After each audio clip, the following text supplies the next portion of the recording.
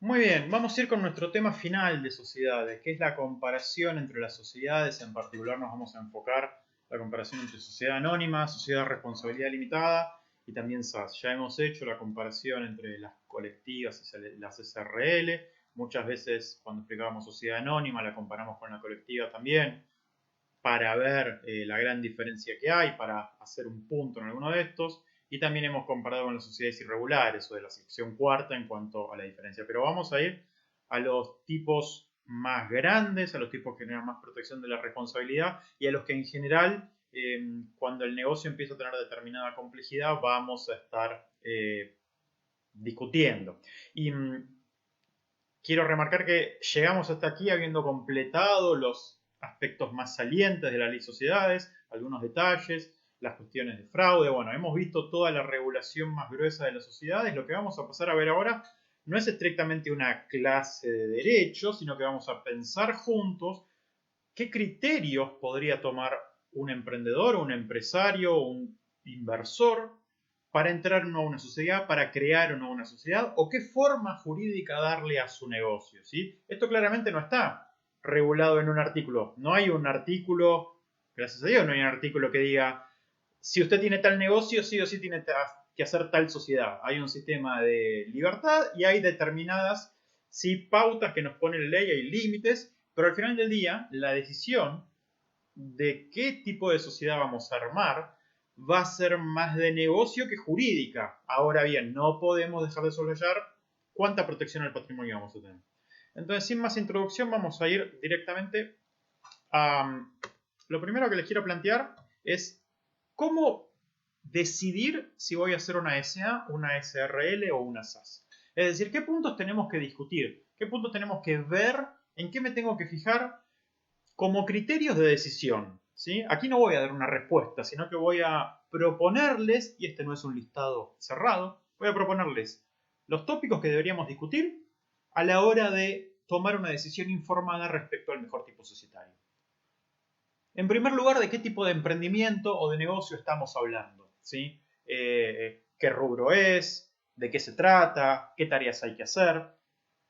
Muy importante también es la etapa del negocio. ¿Sí? Claramente no parece tan obvio, no parece la mejor solución ir a una sociedad anónima, ir a la alternativa más cara y más compleja si es un negocio muy inicial. Y si es un negocio maduro, no parece, en principio, todo lo que digo, depende de los casos, por supuesto, un negocio maduro difícilmente toma una estructura social más pequeña, más de emprendimiento. Ahora bien, muy relevante el punto 3, el monto o la envergadura del negocio. Es decir, cuánta plata va a estar moviendo esta empresa. Y cuando hablo de esto estoy refiriéndome tanto al capital que va a necesitar para trabajar, si requerimos mucha inversión en maquinaria, en cualquier cuestión, depende de eso, pero también depende del giro de cada mes, cuántos gastos va a tener y cuántos ingresos va a tener. Y qué cantidad y tipo de obligaciones va a tomar. ¿Sí? Y aquí estuve pensando un ejemplo que es, imaginemos un negocio eh, sencillo de comercial, en concreto de venta de libros. ¿Sí?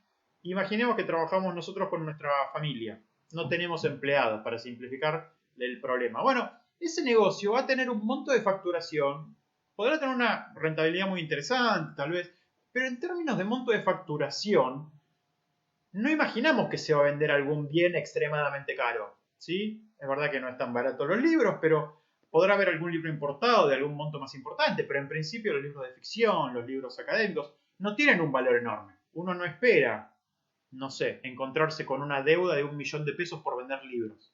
¿Sí? Y también a eso iba con el monto de la facturación, pero también el tipo de obligaciones. En este pequeño negocio que les cuento, mis obligaciones como vendedor de libros van a ser, si no tengo personal, solamente entregar libros. Me van a pagar y yo voy a entregar libros. ¿Sí? No voy a tener probablemente problemas posteriores, como podría tener si un vendedor de electrodomésticos, de alimentos, que tiene que pensar una estructura de negocio más compleja. Un negocio similar a este de libros, pensémoslo, con la misma estructura de negocio, sin empleados, etcétera, en una joyería, en una relojería, no me salía. El negocio puede parecerse, pero el joyero o el relojero tal vez tenga que tener en cuenta que tiene un montón de artículos extremadamente caros a la venta, más allá de que pueda contratar un seguro o lo que sea, que su giro de negocios, aunque la estructura sea pequeña, puede tener un monto mucho más alto dando vuelta. Entonces, si yo tengo un monto más alto dando vueltas, quizás quiera protegerme de otra manera, quizás le quiera dar otra estructura. Entonces, tanto el monto que yo voy a tener mes a mes, como el tipo de obligaciones que voy a tomar son súper relevantes. Sigo con el punto que viene. El papel de los socios fundadores en el negocio, ¿sí?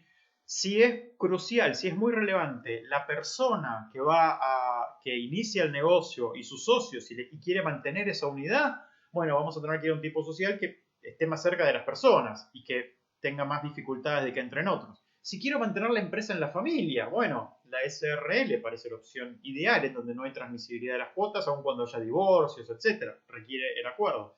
Y también cuando hablo del rol de los socios, hablo de la cantidad. Porque si es un emprendimiento de uno, bueno, se me achican mis opciones, ya no tengo mucho más que pensar. ¿Es una SaaS o una anónima unipersonal? Entonces, ¿quiénes son los emprendedores, los pioneros, los que empiezan el negocio y qué rol le queremos dar, qué rol si quieren resguardar para sí mismos? Es fundamental a la hora de la elección del tipo social. Como les decía, ¿cuántas personas emprenden? El nivel de protección jurídica de los bienes de los socios, ¿sí? Y esto tiene que ver un poco con los riesgos del negocio. Recién les hablaba del ejemplo de librería y de joyería. Bueno, eso tiene un riesgo, digamos, diferentes riesgos de robo. Hay otros negocios que, si estamos hablando de industria de la construcción, si estamos hablando de manejo de materiales químicos, tienen otro tipo de riesgos. Si estamos hablando de industrias que se metan con propiedad intelectual, con datos, bueno, cosas que son de la configuración del negocio, que pueden tener más riesgo. Transporte de pasajeros, por ejemplo, un tipo de negocio que tiene un montón de riesgos. Más allá siempre de que se contrate un seguro, otro contrato más, pero más allá de eso, hay riesgos inherentes a que se me rompen los buses, que tengo mucho personal y eso implica mucho salario, que tengo personas a las cuales les presto un servicio. No es lo mismo venderle un libro a alguien, venderle un alimento, que instalarlo en un electrodoméstico en la casa o llevarlo de un lugar a otro, ni que hablar si es de un país a otro. Entonces, el riesgo inherente, propio del negocio, inherente al negocio, también tengo que pensarlo a la hora de la protección que voy a buscar, del tipo societario que voy a querer. Y el riesgo económico, por supuesto. Si yo tengo una empresa que se dedica a comerciar títulos valores o a compraventa de divisas, y también podemos hablar del riesgo jurídico, ¿no? En un país donde hay tantos cambios como Argentina. Todos esos riesgos y el nivel de protección jurídica que voy a querer para mis bienes en función de esos riesgos son súper relevantes a la hora de la sociedad anónima. Y como les digo, tampoco hay una fórmula matemática. En general, a más riesgo quiero más protección, pero va a depender específicamente del tipo de riesgo, la protección que busque. Respecto a la contratación o no de personal, creo que quedó bastante claro en lo que dijo hasta ahora. La contratación de personal hay que verlo por separado, pero implica un mayor giro de negocios, implica obligaciones que, como vamos a ver en la clase que sigue, son preferentes y en general, si vamos a juicio, tenemos que tener en cuenta que es muy probable que los incumplimientos del empresario sean tratados de una manera más dura que los incumplimientos de los empleados. Entonces, si tengo una alta carga de personal en relación de dependencia, probablemente me convenga separar mucho el patrimonio de los socios de este tipo de sociedades. O lo puedo decir de otra manera, si la sociedad en la que un inversor quiere entrar, su analista le dice que tiene muchos empleados con mucha antigüedad, bueno, sepamos que un empleado con mucha antigüedad, como vamos a ver, tiene indemnizaciones más altas si pasa algo. Entonces eso también hay que tenerlo en cuenta al crear la sociedad y al entrar, ¿por qué no, a una sociedad? Como está con el tema del personal y los recursos humanos. La necesidad o no de concurrencia de capitales de terceros, es decir, si necesito inversiones o si voy a salir a buscar dinero para este negocio, bueno, puede llegar a ser, aunque aquí no está en el título, buscar estas opciones mixtas que hablábamos de una sociedad comandita con diferentes tipos de socios. Y si quiero bastante flexibilidad para buscar el capital, no me lo da tanto la SRL, sí me lo da una sociedad anónima.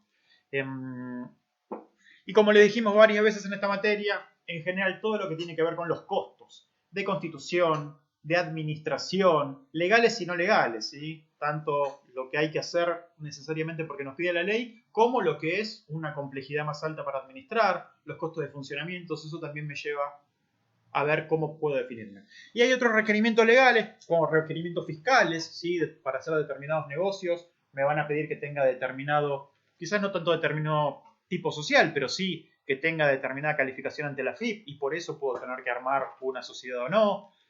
Los objetos prohibidos según el tipo, hay determinadas cosas que no voy a poder hacer según el tipo social por la legislación, entonces esas cuestiones hay que también tenerlas en cuenta. Estos puntos, y puede haber algún otro, bienvenido sea algún otro aporte, estos son parámetros a tener en cuenta, a evaluar en mi negocio para ver a ese negocio qué tipo social encaja mejor.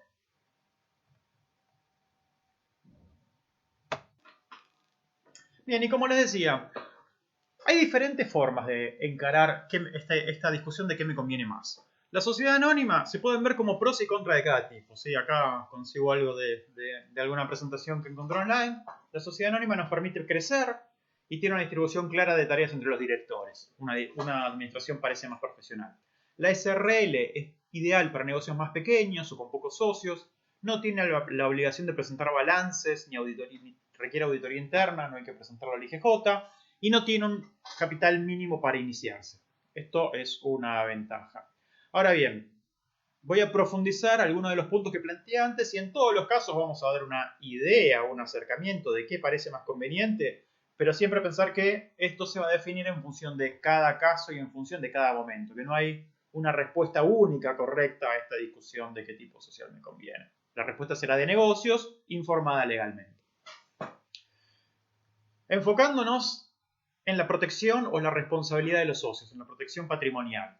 La sociedad anónima ya sabemos que la responsabilidad es solo por integrar las cantidades de acciones que suscriben. Es decir, solo respondo por mis acciones. No hay forma, salvo fraude, por supuesto, o delito, pero fuera de eso no hay forma que yo pague más que el monto que me comprometí por las acciones. En cambio, como vimos en la sociedad de responsabilidad limitada, los socios responden por la integración de sus acciones y además por la integración de sus cuotas, porque son SRL. Los socios del SR responden por la integración de sus cuotas, pero además porque los demás socios de la sociedad también integren sus cuotas. Entonces en la SRL yo respondo por lo mío y también por lo que mis socios prometieron poner. Entonces se extiende un poquito a la responsabilidad. Y ojo, que en la sociedad anónima simplificada, la SAS, no nos confundamos, porque la responsabilidad no es como la de la SA, como uno podría pensar rápido por el nombre, sino que habíamos visto que es como la de la SRL. Entonces, la sociedad anónima es la que más protege al socio, incluso de otros socios, de los otros socios con los que comparte el negocio. Vamos a ver esto. Si estamos hablando de un emprendimiento y que además es de una sola persona, si es un emprendimiento, primero hay que ver quiénes son. Si soy uno, bueno, no me queda mucha alternativa que armar una sociedad anónima simplificada. En su defecto, una anónima unipersonal. Pero son las únicas que permiten una sociedad de una sola persona. Si hablamos de un emprendimiento también, seguramente vamos a tener que ver el costo inicial. Y hasta ahora hablábamos de costo de trámites, de las escrituras, etc. Pero también tiene que ver con el capital social. La sociedad anónima tiene que tener un mínimo capital social de 100.000 pesos, mientras que la SAS solo 2 salarios mínimos vital y móvil, sensiblemente inferior. Aquí hablamos del emprendimiento. Ahora, si vamos después del emprendimiento a pensar cómo crecemos, es indudable que la que más fácilmente puede crecer, aumentar su capital, atraer inversores, es la sociedad anónima. Es la que, incluso por la ley, tiene menos limitaciones a expandirse. E incluso, eventualmente, puede conformar holdings. Los grandes complejos empresarios se arman a través de sociedades anónimas. Si vamos a pensar en la gestión, una vez que tengo mi sociedad armada, la sociedad anónima tiene más formalidades, requiere asamblea, requiere sindicatura, tiene más control y muchos de estos requerimientos son legales, son ineludibles. La sociedad de responsabilidad limitada tiene más flexibilidad, tiene menos requerimientos legales, siempre y cuando hablemos de un SRL de menos de 50 millones de pesos de patrimonio. Y como vimos, la SAS permite la manera de organizarse, con lo cual la SAS es una buena combinación de responsabilidad y una gestión bastante libre si eso es lo que nos interesa. Aquí les dejo este gráfico, les propongo que frenen y lo lean, en donde se resumen algunas de las comparaciones de trámites y de algunas otras cuestiones de gobierno entre sociedad anónima y SRL. Lo pueden leer y después seguimos.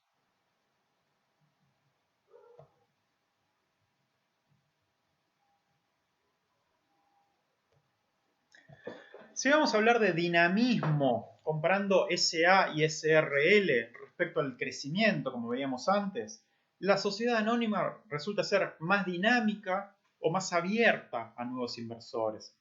Y siguiendo con el dinamismo, lo que dijimos recién es, como ya estudiamos, por la rapidez, libertad y sencillez con que se transmiten los paquetes de acciones o las cuotapartes en el caso de la SRL.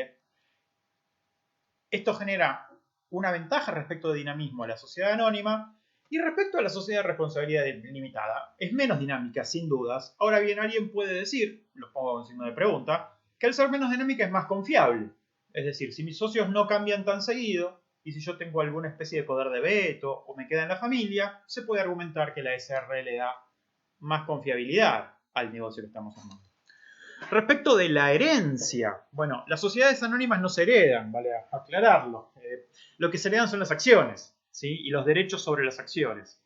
Y en general, como lo vimos en la clase, no implica mayor cuestión respecto al resto de los socios. Se heredan las acciones, el heredero pasa a ser socio de la sociedad por la herencia de las acciones. En la SRL vimos que no, que puede haber algún acuerdo para que formen parte, pero en general se arma por parte de los herederos, se hace la sucesión por la cuota parte y eventualmente se liquida la cuota parte y se le paga a esa persona. No pasa automáticamente el heredero del socio de una SRL a ser parte de la SRL.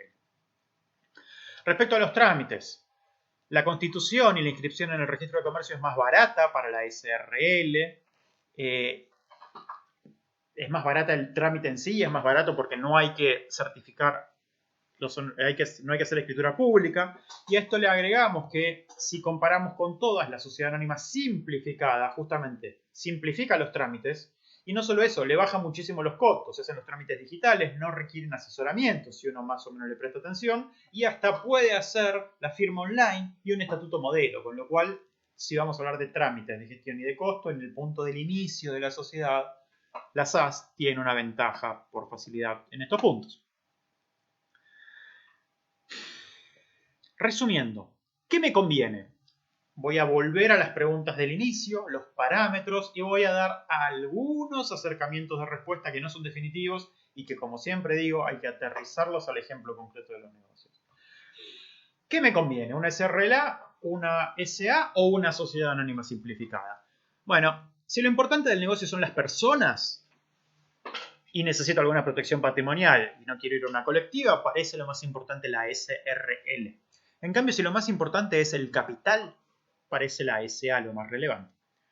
Si el negocio es de alto riesgo o hay mucho dinero en juego o dependiendo del tipo de emprendimiento muy grande, parece más relevante, más apropiado ir a una SA. En cambio, si yo quiero bajar costos, trámites y gestión, bueno, ahí la sociedad anónima simplificada se muestra con ventajas. E incluso algo que no hay que despreciarlo, si estamos apurados para tener la sociedad, porque tenemos un negocio que si no tenemos la forma jurídica se nos pierde, la SAS es la que nos brinda menores costos y mayor velocidad para tener la nueva persona jurídica. Si estamos hablando de un emprendimiento, algo nuevo que está empezando, es difícil pensar en una SA para empezar, lo más tradicional es la SRL y ahora la novedad de la SAS. Si queremos dejar abierta la posibilidad de que entren de manera rápida terceros, la SA es más interesante. Si por el contrario quiero guardarme requisitos o derechos para ese ingreso de terceros, la SRL parece la más interesante. Lo mismo pasa con el crecimiento, con los cambios, con las cuotas sociales, la SRL prevalece. Y si quiero que la entrada y salida de socios sea más fácil, la SA o la SAS parecen prevalecer. Como les digo, estos son ejemplos, son preguntas que damos una primera respuesta y un poco más en abstracto, ¿sí? Después depende cada uno de los ejemplos, como les ponía, dos negocios parecidos como una librería y una relojería pueden tener una diferencia en monto y aunque una estructura de negocios parecida, un tipo jurídico diferente. Si tenemos mucho personal, tal vez, aunque no tenga tanta ganancia, si tengo mucha estructura de recursos humanos, voy a tener que ir a una mayor responsabilidad. Si ustedes vieron los videos de Sociedad Anónima Simplificada, se tiende a que esos tipos sociales son más para emprendimientos en general tecnológicos o de innovación o de profesiones que están más lejanas del derecho, ¿no? Bueno, Hay un montón de cuestiones a tener en cuenta, incluso con qué asesoramiento yo puedo contar, pero esto es un acercamiento a primeras respuestas que después va a haber que terminar estos insumos que vimos en estos 20 y pico de minutos de este video, estos insumos para decidir se machean con el tipo de negocio, con las necesidades de negocio, con las posibilidades económicas y con eso elegimos estratégicamente el tipo social que más nos conviene. Y no es solo para el inicio, también es para reestructurar una sociedad. Sí, como vimos en clase, una sociedad puede empezar con un tipo y pasar a otro. Bueno, si yo empecé de determinada forma, mi tipo social encaja perfecto, pero mi sociedad evoluciona, crece, o tiene problemas, o necesito más empleados, o lo que sea, cualquier encrucijada que me encuentre, con esos cambios en la situación original yo también evaluaré, vendré a revisar estas cuestiones y podré tomar una decisión sobre el futuro de mi empresa.